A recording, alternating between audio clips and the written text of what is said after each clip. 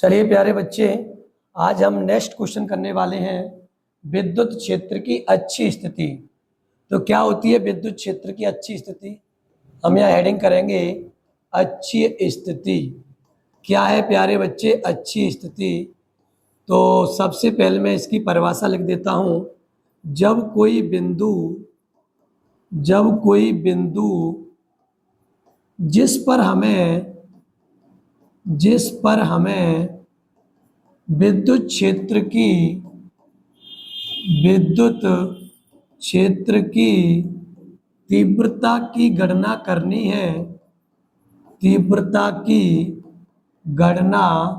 करनी है, तो उसकी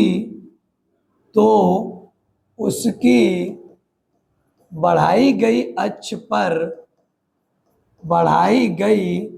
अक्ष पर एक बिंदु स्थित होता है।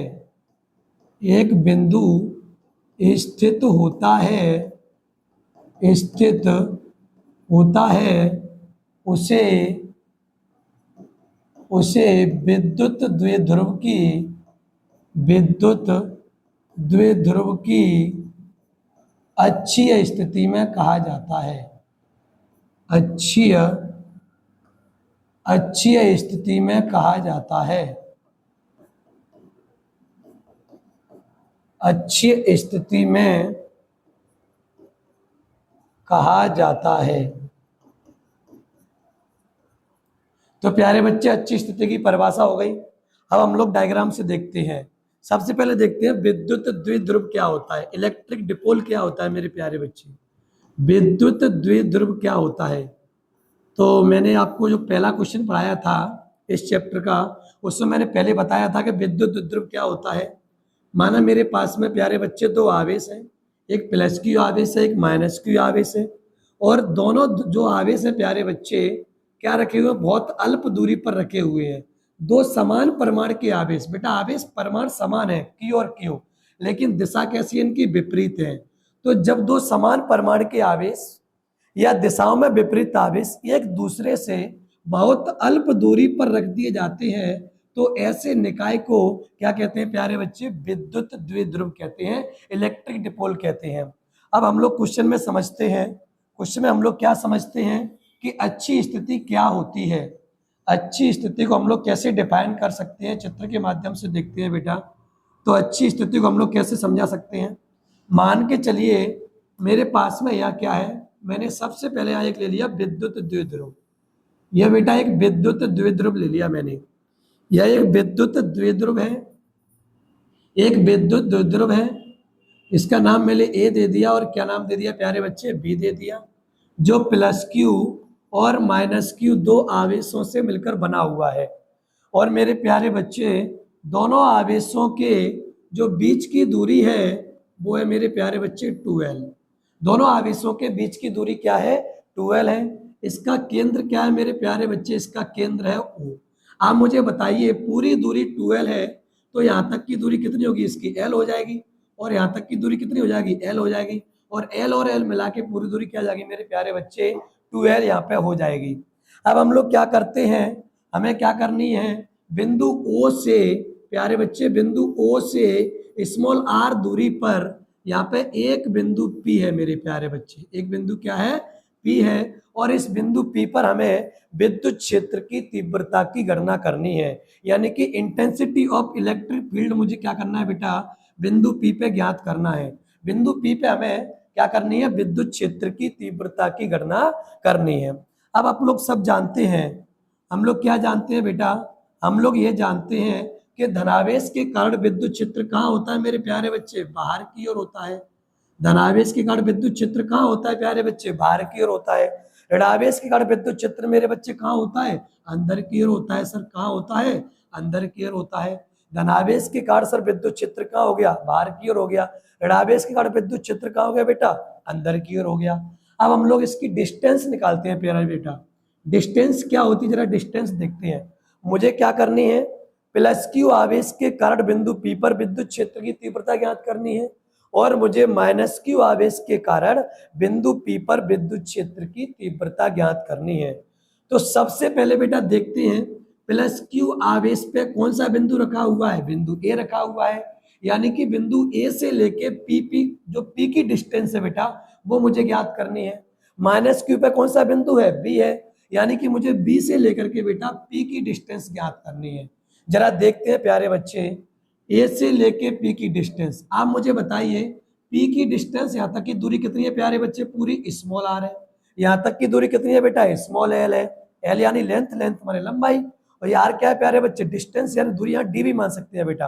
तो अपन लोग क्या कह रहे हैं, यहाँ की दूरी कितनी है मेरे प्यारे बच्चे, स्मॉल आर है, यहाँ तक की कितनी है, एल है, तो यहाँ तक की क्या हो जाएगी मेरे प्यारे बच्चे, आर माइनस के एल, क्या हो जाएगी मेरे प्यारे बच्चे, आर माइनस एल। जरा एक बार चेक कर लेते हैं, यहाँ मैं आपको समझा देता हूँ। मान के चलिए एक बिंदु पी है और यहाँ एक बिंदु क्या है मेरे प्यारे बच्चे, यहाँ पे एक बिंदु दिया हुआ है ए, क्या दिया हुआ है ए, और यहीं पे एक बिंदु ओ है। तो मुझे सबसे पहले जो दूरी पता है बेटा इसकी पता है, मुझे क्या दूरी है इसकी, मुझे बिंदु पी पे तीव्रता ज्ञात करनी है, तो पूरी इसकी डिस्टेंस क्या है प्यारे बच्चे, आर है, और यहाँ तक कि मुझे पता है एल है। अगर मैं पूरी डिस्टेंस में से, पूरी दूरी आर में से बेटा एल को यहाँ क्या कर दूंगा, मैं हटा दूंगा यानी कम कर दूंगा, तो यहाँ क्या बच जाएगी बेटा, आर माइनस के एल। आप देख सकते हैं अगर मेरे पास में पूरी दूरी क्या है इसकी, आर है, और यहाँ तक की दूरी इतनी मुझे पता है बेटा इसकी, मान लीजिए यहाँ तक की दूरी कितनी है प्यारे बच्चे, एल है, और मुझे चाहिए इतनी दूरी, तो बेटा मैं क्या करूंगा, पूरी आर में से एल को कम कर दूंगा, तो मेरे पास क्या बच जाएगी, ए पी की डिस्टेंस यानी क्या हो जाएगी मेरे पास बच जाएगी, जो आपके सामने लिखी हुई है। इसलिए मैंने यहाँ क्या रख दिया, आर माइनस एल। आप मुझे बताइए माइनस क्यू आवेश के कारण बिंदु पी पर मुझे विद्युत क्षेत्र की तीव्रता की गणना करनी है। तो माइनस क्यू पे क्या रखा हुआ है बेटा, बिंदु बी, बिंदु बी से लेकर के मुझे पी की डिस्टेंस चाहिए बेटा। तो बताइए मुझे बिंदु बी से लेके पी की डिस्टेंस क्या, जरा मुझे बताइए बेटा। यहाँ तक की दूरी बताइए आप लोग कितनी है बेटा, एल, यहाँ से यहाँ तक की दूरी कितनी है बेटा, आर, और पूरी जोड़ दूंगा तो क्या हो जाएगी प्यारे बच्चे, आर प्लस एल, जो बी से लेकर के पी की डिस्टेंस निकल आएगी। जैसे आप लोग यहाँ चेक कर लेते हैं, यहाँ क्या है, बिंदु पी है, यहाँ बिंदु पी है, और यहाँ क्या है मेरे प्यारे बच्चे, यहाँ पे बिंदु क्या दिया है, एक बिंदु ओ दिया है, और यहाँ बिंदु क्या दिया है मेरे प्यारे बच्चे, बी दिया है। यहाँ तक की दूरी क्या है, स्मॉल एल है, और यहाँ तक की दूरी क्या है प्यारे बच्चे, आर है, और मुझे पूरी चाहिए बी से लेके पी तक, तो मैं क्या कर दूंगा, आर को, यहाँ तक की आर को और एल को क्या कर दूंगा बेटा, ऐड कर दूंगा, तो क्या आ जाएगी, आर प्लस के एल आ जाएगी। ठीक है ना, बस सेम कंडीशन, यहाँ की दूरी एल है, यहाँ तक की दूरी कितनी है बेटा, आर है, मुझे पूरी डिस्टेंस चाहिए, तो क्या हो जाएगी, आर प्लस के एल। ठीक है, ये रहा आपका डायग्राम। अब हम परिभाषा देखते हैं बेटा, अच्छी स्थिति की परिभाषा क्या होती है, जरा देखते हैं चित्र के माध्यम से परिभाषा को। तो मैंने क्या लिखा है, जब कोई बिंदु, बेटा कोई भी बिंदु मान लीजिए, अभी मैंने बिंदु पी माना है, हम लोग चैप्टर 1 में बिंदु पी पर क्या करते हैं, इंटेंसिटी ऑफ इलेक्ट्रिक फील्ड ज्ञात करते हैं।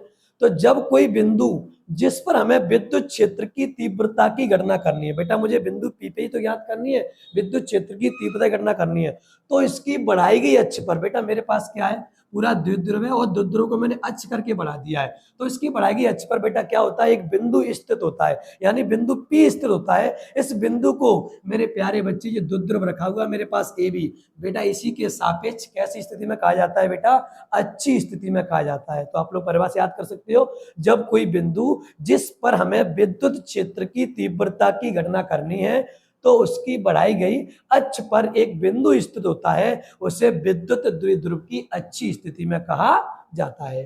ठीक है, आपका डायग्राम हो गया। अब मुझे बेटा सूत्र की स्थापना करनी है, मुझे क्या ज्ञात करनी है बेटा, सूत्र की स्थापना मुझे ज्ञात करनी है। क्या होगी सर सूत्र की स्थापना या व्यंजक की स्थापना, बताइए सर। सबसे पहले हम लोग क्या देख रहे हैं डायग्राम में, माना ए बी एक विद्युत द्विध्रुव है ना, तो माना यहाँ लिखेंगे बेटा, माना ए बी एक विद्युत द्विध्रुव है।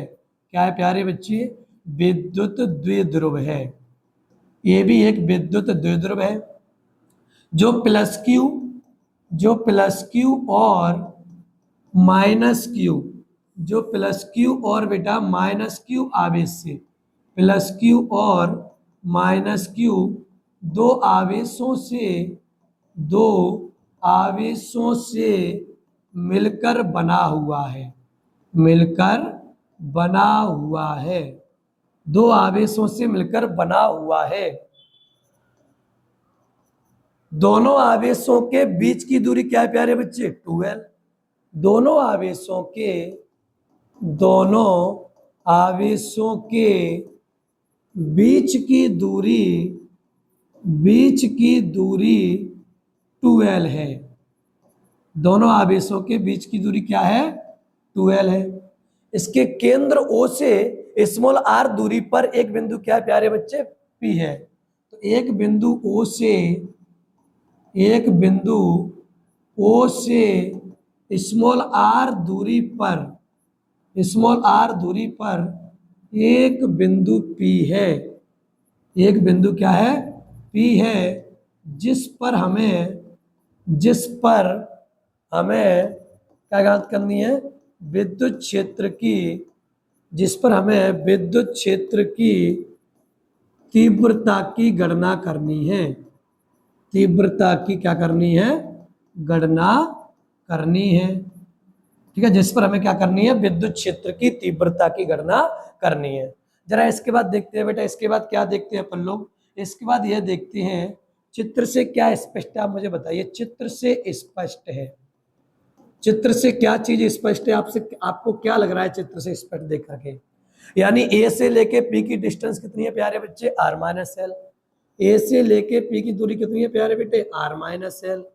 बी से लेके पी की दूरी यानी बीपी की डिस्टेंस कितनी है प्यारे बेटे?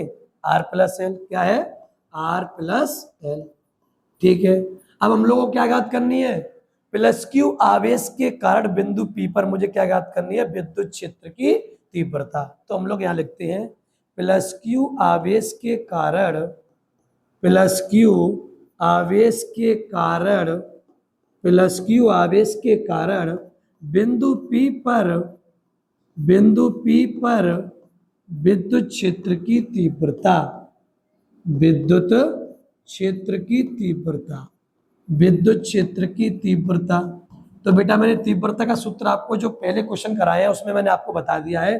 तीव्रता का सूत्र क्या होता है? E इज इक्वल टू बेटा 1/4 पाई एप्सिलॉन 0 K और Q अपॉन R स्क्वायर। ये क्या होता है बेटा? विद्युत क्षेत्र की तीव्रता का सूत्र होता है, जो मैंने आपको पहले क्या करा चुका हूँ, इसको सिद्ध करवा चुका हूँ बेटा आने पहले वाले क्वेश्चनों में। तो E बराबर 1/4 pi epsilon 0 K Q upon R square. आप मुझे बताइए प्यारे बच्चे, आर क्या यहाँ पर? आर क्या बता रही है मुझे? आर यहाँ पर बेटा दूरी को बता रही है। तो मुझे तीव्रता क्या करना है? प्लस क्यू से बिंदु पी पर ज्ञात करनी है। प्लस क्यू ये रहा बेटा, बिंदु पी पर ज्ञात करनी है। यानी कि जो दूरी क्या है इसकी बेटा? R minus L. यानी बिंदु क्या है? ए से लेके पी। तो यहाँ क्या लगा दूंगा मेरे प्यारे बच्चे? A P. आप लगाइए, इसको पहली तीव्रता है, इसको E1 मान लेता हूं मैं। E1 is equal to 1/4 pi epsilon 0 के और Q अपॉन बेटा आर की वैल्यू कितनी है? AP। स्क्वायर लगाए तो मैं भी क्या लगा दूंगा बेटा? स्क्वायर लगा दूंगा। यहाँ पे क्या लगा दूंगा? स्क्वायर यहाँ पे लगा दूंगा। मैं भी क्या लगा दूंगा? स्क्वायर लगा दूंगा। इसके बाद में हम लोग क्या देखते हैं? इसके बाद में क्या आया निकल के? E is equal to 1/4 pi epsilon 0 के, एप्सिलॉन 0 के और यहाँ लगाएंगे प्यारे बच्चे Q अपॉन आप मुझे बताइए दूरी कितनी है? चित्र से मैंने क्या स्पष्ट बताया था? AP की दूरी कितनी है बेटा? R माइनस के L। कितनी है? तो यहाँ AP आया तो वहाँ क्या लगा दूंगा मैं? R माइनस के L। यहाँ लगा दीजिए R माइनस के L। होल इसका लगाया मैंने, होल इसका लगा दिया। समीकरण नंबर 1, इक्वेशन नंबर फर्स्ट आपका बनके तैयार हो गया। अब मुझे क्या करना है? इसी प्रकार सेम टाइम मुझे क्या करना है बेटा? माइनस क्यू आवेश के कारण मुझे बिंदु P पर क्या ज्ञात करनी है? विद्युत क्षेत्र की तीव्रता। तो इस बात को भी मैं यहाँ लिख दूंगा। क्या लिखेंगे? इसी प्रकार माइनस क्यू आवेश के कारण, माइनस क्यू आवेश के कारण बिंदु P पर विद्युत क्षेत्र की तीव्रता, विद्युत क्षेत्र की तीव्रता, विद्युत क्षेत्र की तीव्रता। तो माइनस क्यू आवेश के कारण बिंदु P पर विद्युत क्षेत्र की तीव्रता क्या होती है? जरा सूत्र देखते हैं। E is equal to 1/4 pi epsilon 0 के Q अपॉन बेटा R स्क्वायर। ठीक है, के तो क्या है? परावर्तकांक, इसकी वैल्यू 1 होती है। आप बाद में भी लगा सकते हैं और पहले भी लगा के चल सकते हैं, कोई दिक्कत नहीं। अब सूत्र तो एक ही होता है बेटा विद्युत क्षेत्र की तीव्रता का, चाहे तो प्लस क्यू आवेश हो चाहे माइनस क्यू आवेश हो, परिमाण तो सेम रहेगा। तो E2 में यहाँ क्या कर लेता हूँ बेटा? E2 कर लेता हूँ। 1 अपॉन 4 पाई एप्सिलॉन 0 के और Q अपॉन आर। आर की बेटा यहाँ पे दूरी कितनी है, आर की मुझे बताइए, आर की दूरी कितनी है जरा देखते हैं। माइनस क्यू पे कौन सा बिंदु रखा हुआ है, बी, और बी बेटा आर क्या बता रही है, यार दूरी को बता रही है बेटा।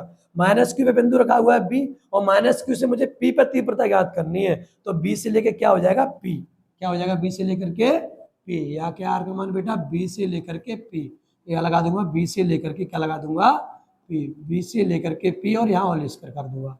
अब मुझे बताइए E2 की, तो E2 लगा हुआ है 1 अपॉन 4 पाई एप्सिलॉन 0 के और Q अपॉन बीपी की वैल्यू कितनी है, आप देखिए बीपी की वैल्यू कितनी है मुझे बताइए आप लोग। बीपी का मान कितना है, आर प्लस के एल, कितना लगा है आर प्लस के एल, तो मैं क्या लगा दूंगा आर प्लस के एल होल स्क्वायर। समीकरण नंबर क्या हो गया 2।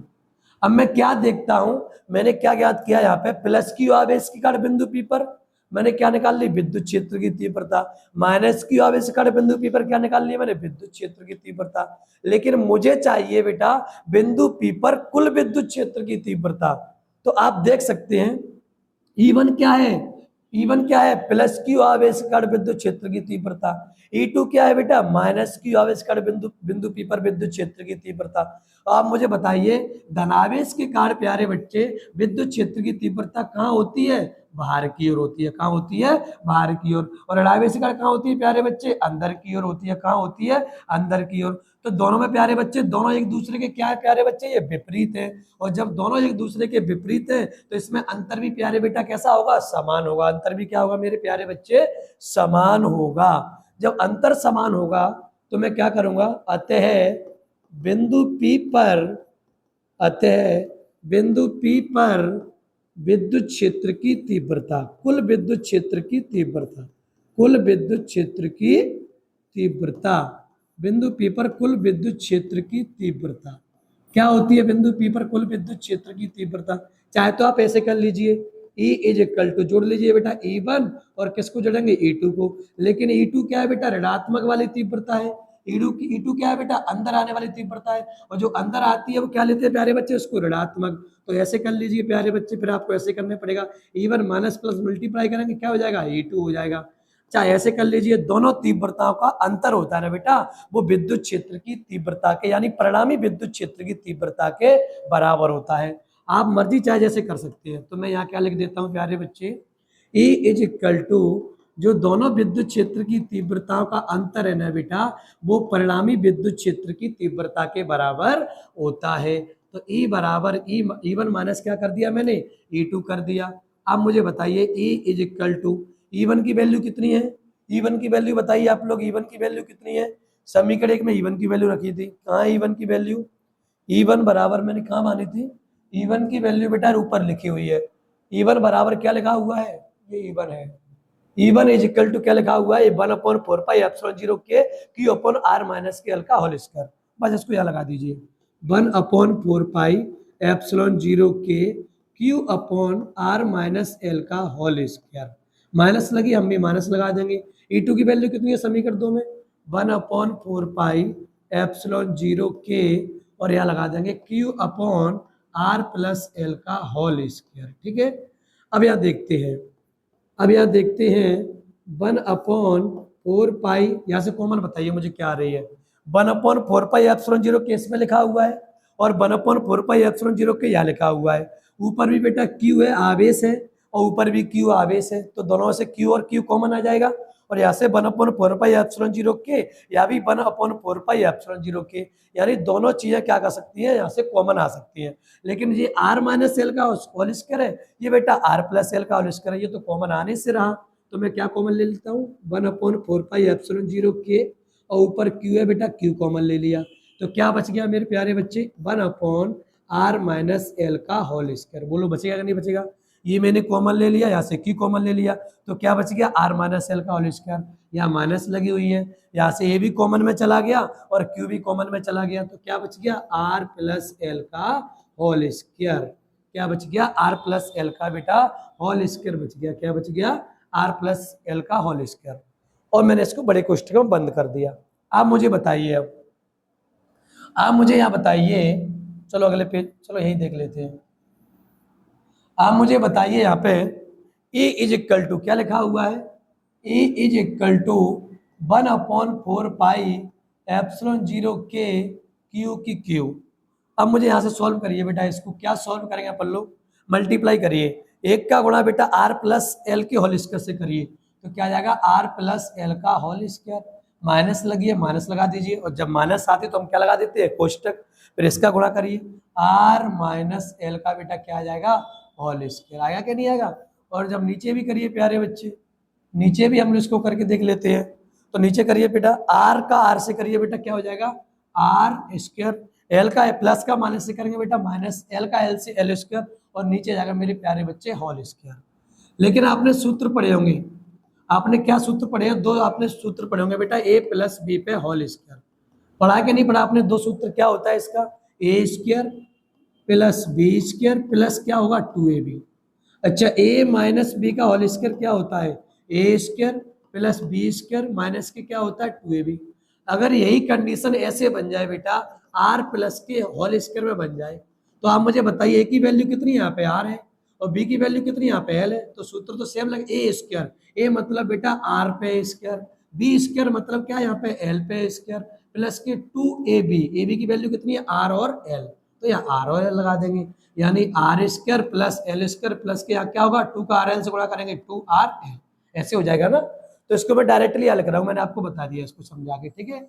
और डायरेक्टली क्या होगा इसका मान बताइए, इसको फॉर्मूला में लगाइए, इसको 1/4 पाई एप्सिलॉन 0 के क्यू अपॉन, अब मुझे बताइए ए प्लस बी पे होल स्क्वायर क्या होता है, A square plus B square plus 2ab, लगा दिया, A square plus B square plus 2ab। इसके बाद आ गया बेटा माइनस, और माइनस आता है तो क्या लगा देते हैं आप लोग, कोष्टक लगा देते हैं, और कोष्टक लगाएंगे तो क्या खुलेगा, A minus B whole square, A square plus B square minus के 2ab, कोष्टक लगा दीजिए। नीचे देखिए क्या लगा हुआ है, R square minus L square का क्या लग जाएगा प्यारे बच्चे, होल स्क्वायर। चलिए इसको और सॉल्व करते हैं आगे, A is equal to 1/4 pi epsilon 0 के क्यू की या क्यू लगा देते हैं। आप मुझे बताइए R square plus L square plus के क्या लगा हुआ है 2rl, माइनस का बेटा यहाँ भाग देंगे क्योंकि कोष्टक लगा हुआ है, और माइनस का भाग देंगे तो जो माइनस की होती है वो प्लस की हो जाती है, और जो प्लस की होती है वो किसकी हो जाती है, माइनस की। आर स्क्वायर प्लस की है, अब क्या की हो गई बेटा ये माइनस की, ये प्लस की है, क्या की हो गई ये माइनस की, आप माइनस के 2l है बेटा, क्या हो जाएगी प्लस के 2rl, ठीक है। अब नीचे क्या लगा दूंगा, यहाँ पे मैं नीचे क्या लगा दूंगा, आर स्क्वायर माइनस के एल स्क्वायर का क्या हो जाएगा बेटा, होल स्क्वायर। आप मुझे बताइए प्लस के आर स्क्वायर करते माइनस के एल स्क्वायर कट जाएगा, प्लस के एल स्क्वायर करते क्या कट जाएगा बेटा, माइनस के एल स्क्वायर कट जाएगा, क्या बच जाएगा, E इज इक्वल टू, यानी विद्युत क्षेत्र की तीव्रता क्या निकल के आ जाएगी, 1/4 पाई एप्सिलॉन 0 के 2rl कितना हो जाएगा बेटा 4rl, कितना हो जाएगा 4rl अपॉन क्या हो जाएगा आर स्क्वायर माइनस के एल स्क्वायर का होल स्क्वायर, ठीक है। क्या आ जाएगा 1/4 पाई एप्सिलॉन 0 के 4rl upon R square minus L square का होल स्क्वायर। अब यहाँ से देखते हैं एक बार इसको, याद सूत्र को देख लीजिए आप लोग, अगले पेज ले लेते हैं। क्या था अगला पेज बेटा, E is equal to 1/4 pi epsilon 0 के, और यहाँ पे क्या था बेटा एप्सिलॉन 0 के, यहाँ पे क्या था 4rl अपॉन क्या था 4rl upon L square minus R square minus L square का होल स्क्वायर। आप मुझे बता बेटा 4rl लिखा हुआ है, मैं इसको तोड़ सकता हूँ ना, मैं इसको ऐसे तोड़ सकता हूँ 2l इंटू 2r में तोड़ सकता हूँ, 2l इंटू क्या तोड़ सकता हूँ बेटा 2r में तोड़ सकता हूँ, या ऐसे तोड़ सकता हूँ 2r इंटू 2l, पहले आगे पीछे कर लो कोई दिक्कत नहीं, गुणा करके देखिए दो दूनी कितने हो जाएंगे 4, और rl का करेंगे तो बेटा क्या हो जाएगा rl, बात तो एक ही है। मैं इसको तोड़ सकता हूँ 4rl को 2l इंटू 2r में, तोड़ क्यों रहा हूँ, क्योंकि मैंने आपको बेटा एक सूत्र पढ़ाया था, क्या सूत्र पढ़ाया था, Q इंटू 2l आपको पढ़ाया था इज इक्वल टू P, यानी कि कोई एक आवेश और दोनों आवेशों के बीच की दूरी के गुणनफल को बेटा क्या कहते हैं, विद्युत द्विध्रुव आघूर्ण कहते हैं।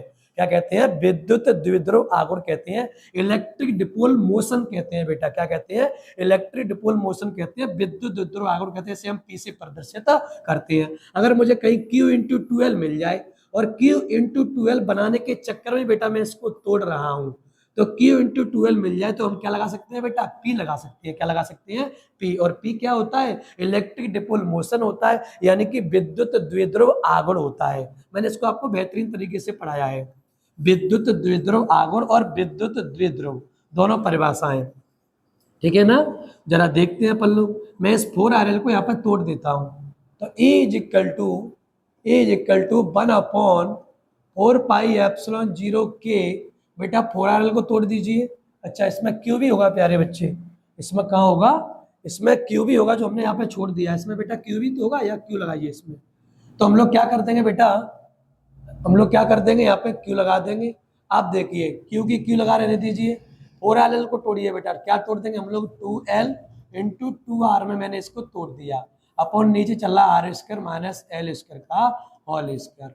बेटा हम लोग जानते हैं, हम लोग क्या जानते हैं, हम लोग जानते हैं Q इंटू 2L की वैल्यू कितनी होती है, P। Q इंटू 2L की वैल्यू कितनी होती है, P। अब मुझे बताइए यहाँ पे, आप मुझे बताइए बेटा Q इंटू 2L आ गया कि नहीं आ गया। और जहां Q इंटू 12 लिखा है वहां क्या लगा सकता हूं मैं, P लगा सकता हूं। वहां पे क्या लगा सकता हूं, P लगा सकता हूं। तो A is equal to 1/4 pi epsilon 0 के। Q इंटू 12 का मान क्या हो गया, P। और 2R यहाँ है ही बेटा, तो मैं क्या कर सकता हूँ इसको 2PR या 2RP, आप चाहे ऐसे कर लीजिए, क्योंकि सभी संख्या किस में मानी जाती है, गुणा में मानी जाती है। अपॉन R² माइनस L² का यहाँ क्या कर दूंगा मैं, होल स्क्वायर। ठीक है, ये तीव्रता आ गई बेटा आपके बड़े द्विध्रुव के कारण। किसे कारण आ गई प्यारे बच्चे, बड़े द्विध्रुव के कारण। मान के चलिए हमारा द्विध्रुव इतना बड़ा है, ए से लेकर के बी तक हमारा बड़ा द्विध्रुव है। इस बड़े द्विध्रुव के कारण मेरे प्यारे बच्चे क्या आ गई, आपकी विद्युत क्षेत्र की तीव्रता निकल के आ गई। अब मैं मानता हूं कि हमारा द्विध्रुव बेटा बहुत छोटा, इतना बड़ा द्विध्रुव हो, तो आप मुझे बताइए बेटा इसकी लंबाई आप लोग नहीं नाप पाओगे। अगर नापोगे भी तो बेटा इसकी लंबाई लगभग क्या होगी, 0 के बराबर, लगभग नगण्य होगी। तो लेंथ क्या होगी इसकी बेटा, लंबाई 0 के बराबर होगी। लंबाई लगभग क्या होगी बेटा, 0 के बराबर होगी। तो हम लोग लंबाई, अगर द्विध्रुव बहुत ही छोटा है तो हम लंबाई को क्या मान लेते हैं प्यारे बच्चे, 0। लंबाई को क्या मान लेते हैं बेटा, लंबाई को 0 मान लेते हैं। क्या मान लेते हैं यहाँ पे, 0। यह द्विध्रुव बहुत ही ज्यादा छोटा होता हो तो हम लोग लिखेंगे यहाँ पे, हम लोग क्या लिख देंगे, यदि द्विध्रुव, यदि द्विध्रुव, यदि द्विध्रुव बहुत छोटा है। द्विध्रुव कैसा है प्यारे बच्चे, बहुत छोटा द्विध्रुव है। तो प्यारे बेटे यहाँ पे एल का मान क्या मान लेंगे बेटा अपन लोग, 0। लंबाई क्या हो जाएगी आपकी, 0 हो जाएगी। तो E बराबर यहाँ क्या आ जाएगा, 1/4 पाई एप्सिलॉन 0 के। 2PR का यहाँ पे क्या लगा हुआ है, 2PR लगा हुआ है, अपॉन L की वैल्यू कितनी लगा दूंगा बेटा मैं, 0। R² माइनस L का मान क्या लगा दूंगा बेटा, 0 पे स्क्वायर। होल स्क्वायर लगाया, मैं भी क्या लगा दूंगा बेटा इस पे, होल स्क्वायर लगा दूंगा। A is equal to 1/4 pi epsilon 0 के और 2PR। बेटा 0 का स्क्वायर कोई औचित्य नहीं है, 0 का यहाँ पे, 0 का बेटा कोई एक्सटेस्ट नहीं है यहाँ पे, 0 का कोई औचित्य नहीं है। तो मैं 0 से हटाऊंगा बेटा, क्या लगा दूंगा, R²। ऊपर क्या लगा है बेटा, होल स्क्वायर का वर्ग लगा हुआ है। तो हम लोग यहाँ क्या करेंगे, E is equal to 1/4 pi epsilon 0 के और 2PR अपॉन, नीचे लगाऊंगा बेटा R पे घात कितनी हो जाएंगी, 4। दो दूनी कितने हो जाएंगे, 4। और एक R से एक R प्यारे बच्चे क्या हो जाएगी आपकी, बर्बाद हो जाएगी। एक R से एक R आपकी क्या हो जाएगी, बर्बाद हो जाएगी। तो यहाँ कितनी बच जाएगी, यहाँ बचेगी आपकी E बराबर क्या बच जाएगी, 1/4 पाई एप्सिलॉन 0 के 2P अपॉन बेटा R पे घात 3। जे आप लोगों की अच्छी स्थिति के कारण एक समान विद्युत क्षेत्र में विद्युत क्षेत्र की तीव्रता निकल के आ गई। और हम सब जानते हैं बेटा विद्युत क्षेत्र की तीव्रता का मात्रक क्या होता है, न्यूटन अपॉन कूलाम। क्या होता है बेटा, न्यूटन अपॉन कूलाम विद्युत क्षेत्र की तीव्रता का क्या होता है, मात्रक होता है। ठीक है, तो आप लोगों का ये क्वेश्चन था विद्युत द्विध्रुव की अच्छी स्थिति, जो एकदम क्या हो गया प्यारे बेटे, कंप्लीट हो गया है। नेक्स्ट अपन लोग जो आगे के क्वेश्चन है वो अगले टाइम पे पढ़ने वाले हैं बेटा। ठीक है, तो जब तक के लिए आप लोग इस क्वेश्चन का रिवाइज करिए, और थोड़ा सा इसका रिवाइज करके बेटा आप इसका 2-4 बार रिवाइज लगाइए, आपको एकदम क्लियर हो जाएगा। ऐसी आपसे आशा उम्मीद है कि आप लोग बेटा इसका रिवाइज कर लोगे। ठीक है, धन्यवाद।